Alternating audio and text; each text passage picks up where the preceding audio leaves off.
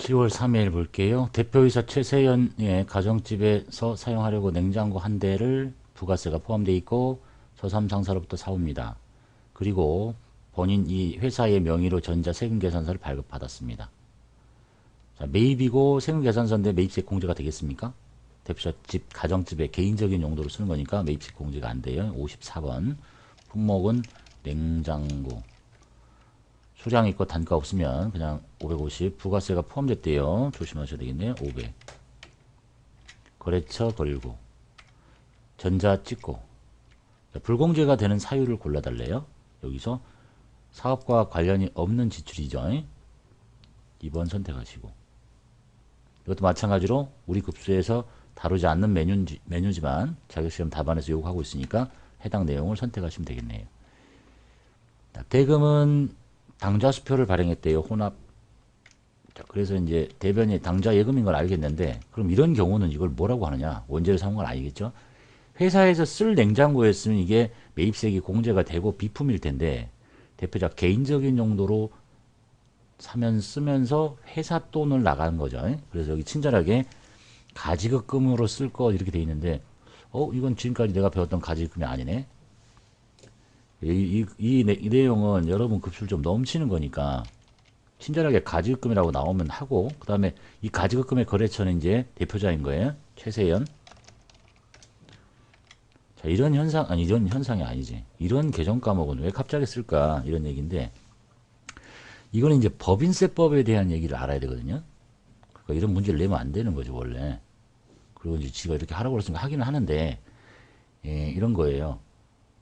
이 법인이라는 회사 거를 대표이사가 자기 집에 살 거를 이 회사 돈으로 썼단 말이야. 그럼 결국 이것은 뭐가 되는 거냐면 이 회사가 얘한테 돈을 빌려준 거, 얘가 빌려간 것이 돼요. 일종의 대여금이 되는 거야. 응? 그래서 자기가 냉장고를 돈 주고 썼지만 나중에 그것도 그 돈도 갚아야 되고 나중에 그와 관련된 이자까지도 내야 돼요.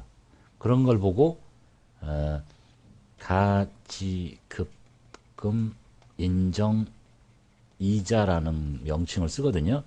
그런 걸 계산해가지고 법인세 신고할 때 내는 서식이 있어요. 그러니까 이런 개인적인 돈을 가져갈 수도 있지만 또 개인적인 돈을 회사에 집어넣을 수도 있죠. 출자의 명분이 아닌 일시적으로 자금이 부족해서. 그럴 때 이제 돈 빼간 거, 돈 집어넣은 걸 다 계산해서 결과가 어떻게 되는지를 나타내는 서식이 이제 가지급금 인정이자 조정 명세서예요. 그래서 그거를 정상적으로 작성하려면 이렇게 개정 과목을 가지급금을 써야 되는 거야. 그래서 가지급금을 쓰라고 하는 거예요. 예? 여기까지만 들어 놓으시고 그 다음에는 여러분 급수 내용이 아니니까 그래서 얘가 가지급금을 하라는 거구나. 나중에 법인 조정을 하다 보면 그 이유를 알게 된다는 얘기입니다. 그 다음에 네 번째. 무사상사로부터 PC 40대를 외상으로 사옵니다. 세금계산서 받았어요. 이번에는 그냥 세금계산서죠. 전자가 아니네요. PC 40대 대당 70만원씩.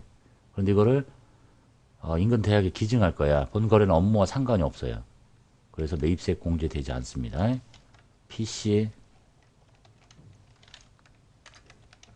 한연기 누르시고 수량 40대 대당 70만원짜리. 거래처는 무사에서 사왔고 계산서를 세금 계산서만 받았어요. 그래서 전자를 찍으면 안 되겠죠. 건너뛰고 불공제 사유는 사업과 관련 없는 지출이에요. 2번 찍혀 있네요. 결제 수단을 보니까 외상이래요. 자, 외상 누르면 안 되겠지? 차변에 그럼 뭐예요? 기증하는 거잖아. 기부금이라고 하시면 됩니다. 그리고 돈은 외상이니까 미지급금 처리하시면 되겠네요. 5일날 취득가액 1000만원짜리 부가세 별도인 비영업용 소형 승용 자동차 1500cc죠. 매입세 공제되지 않겠죠. 승용차라고만 써도 되겠죠. 한연키 누르시고 금액은 1000만원짜리 그 다음에 거래처 걸고 전자 찍고 자, 불공제 사유 바로 위에서 사업과 관련 없는 지출 개인적인 거 뭐 기부 사업과 관련 기부한 거 이거는 지금 비영업용 소형 승용 자동차를 구입한 거. 결제수단은 할부죠. 혼합. 사들이 오는 거는 차량 운반구고요. 10개월 할부인데 최초 불입금 100만 원은 당좌 수표로 발행을 해서 줬어요. 그러니까 당좌 예금으로 일단 100만 원이 나간 다음에 나머지만 미지급금이 돼야 된다는 얘기네요. 6일 영업사원 업무 활동을 위해서 승용차 나왔네요. 1998cc입니다. 매입세 공제되지 않겠죠. 세금계산서 받았네요. 매입세 공제되지 않습니다. 승용차 금액 1600. 거래처는 청육. 전자 찍고. 불공제 사유는 세 번째. 비영업용 소형 승용 자동차의 구입입니다. 자, 결제 수단은 당좌 수표 발행했다고 했고, 여기 이제 차량 운반구고 당좌 수표 발행했으니까 당좌 예금하면 끝날 텐데 뭐를 또 붙였네요.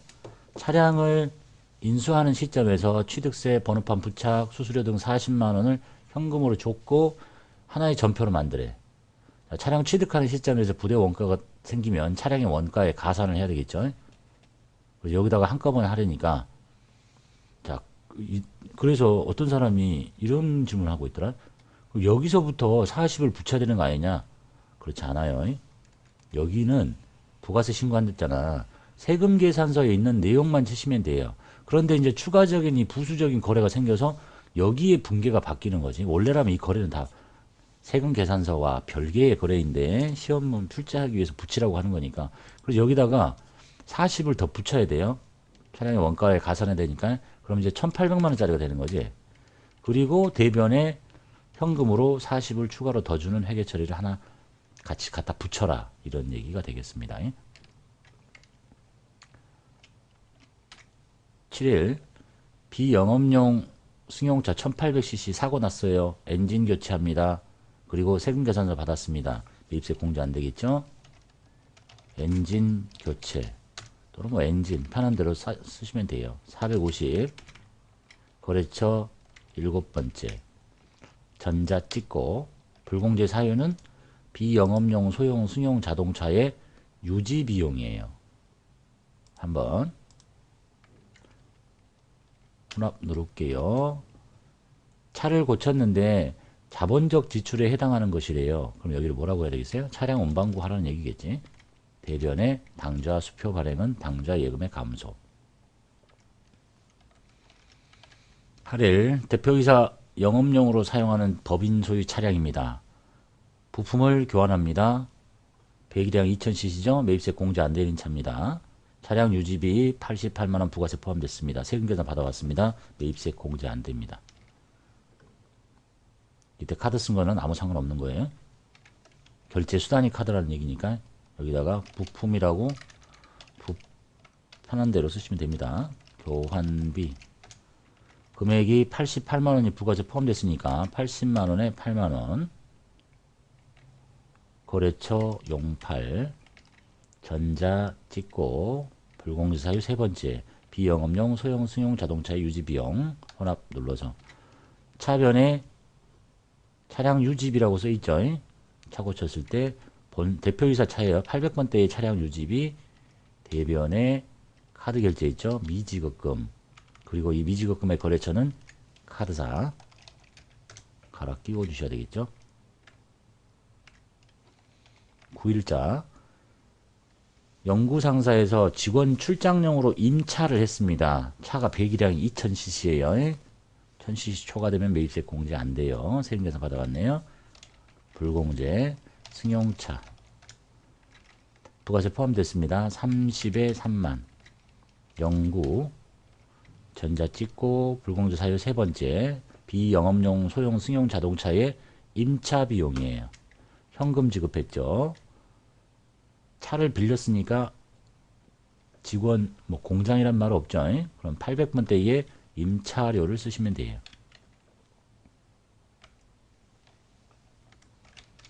10일 제조부는 협력업체에 선물용으로 주기 위해서 LED TV 한 대를 삽니다. 부가세가 별도이고 세금 계산서를 받아와서 이제 접대하는 거죠. 매입세액 공제 안 됩니다. 한영키 누르시고 TV 간단하게 쓸게요. 한 대 150만원짜리 거래처 10번째 전자 찍고 불공제 사유는 접대비 및 이와 유사한 비용. 결제수단은 카드네요. 혼합 누르시고 제조부니까 500번대의 접대비를 쓰시고 카드 결제 있죠. 미지급금 그리고 여기다가 카드사 한영키를 한번 누르면 다시 눌러서 삼성카드 11일 영업부에서 거래처에 신축 공장건물 준공식에 선물로 제공하기 위해서 냉난방기 한 대를 삽니다. 세금계산서 받았습니다. 매입세 공제 안됩니다. 냉난방 350 부가세 별도 거래처 우일 전자 찍고 불공제 사유는 접대비 및 이와 유사한 비용 관련. 결제는 보통예금에서 이체했네요. 차변에 영업부의 거래처니까 800번대의 접대비를 쓰라는 얘기고 대변에 보통예금을 빼내시면 되겠네요.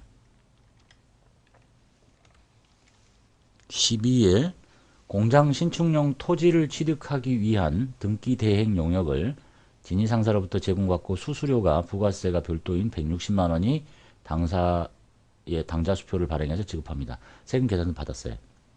자, 지금까지 나온 것 중에 이것은 주로 세무 2급에서 많이 나왔던 건데 매입세액이 공제되지 않는 경우 중에 가장 어려운 거 등기 대행 용역 그 이유는 좀 더 보기로 하고 금액은 160에 거래처는 진위 전자 찍고. 자, 여기에 불공제 사유가 토지의 자본적 지출 관련 매입세액입니다. 6번째 선택하시고 결제는 당자수표니까 그렇기 때문에 토지의 취득과 관련된 등기 대행 용역이니까 토지의 원가를 늘리는 것은 당연할 거고 당자수표 발행했으니까 당자 예금의 감소 처리하시고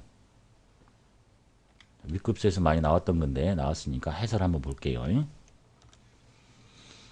자, 해설 보시면 토지 조성 등을 위한 자본적 지출에 관련된 매입세액 중에서 다음 조건 하나에 해당하는 것은 공제되지 않는다. 즉 불공제시키겠다 이런 얘기입니다.